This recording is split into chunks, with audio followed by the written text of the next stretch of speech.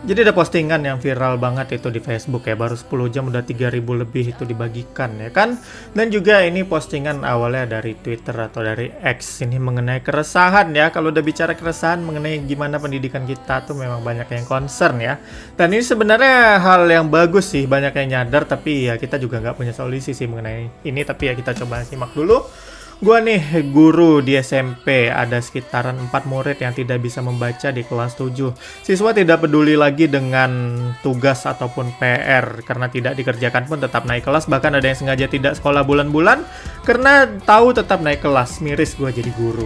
Baru SMP udah ada aja yang bolos sampai berbulan-bulan ya kan. Terus ada lagi nih, gua share lagi hasil penemuan gua di lapangan.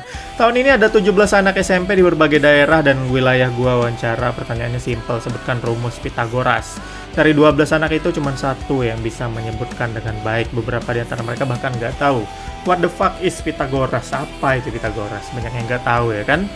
Kalau Pitagoras saja masih terlalu sulit buat SMP, gue kasih yang lebih mudah. Sebutkan 3 kebutuhan primer manusia. Apa aja tuh? Ini kebutuhan primer manusia apa aja sih memang? Ini sandang pangan papan ya kan? Tapi ini gue penasaran katanya. Akhirnya gue kulik karena ini kan basic knowledge. Basic banget kok sampai nggak ngerti. Akhirnya gue sadar satu hal dari hasil cerita mereka ya. Mereka menjelaskan kalau zero motivasi buat belajar. Nggak ada ujian nasional, nggak ada tinggal kelas, nggak ada ranking, nggak ada seleksi penerimaan siswa. Jadi untuk apa belajar? Ya separah itu ya sekolah sekarang. Nggak ada ujian nasional lagi ya. Jadi di rumah pun mereka nggak belajar ya kan, di sekolah aja nggak belajar katanya, apalagi di rumah. Yap, ini sangat menyedihkan sih. Pantas saja banyak yang itu ya kan, banyak yang apa namanya, yang nggak jelas lah anak-anak sekolah sekarang.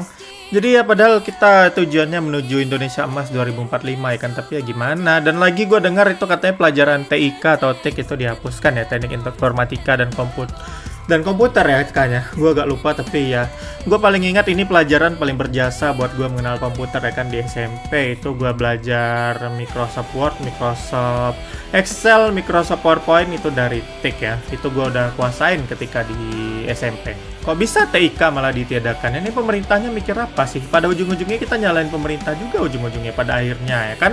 Yang mana ya mereka membuat kebijakan, Kemendikbudnya cemana nih kok nggak jelas kayak gini. Aduh, pening kepalaku mikirnya jadinya gimana mau Indonesia Emas 2045 kalau kita malah ngelihat berita miris mulu tiap hari di mana-mana.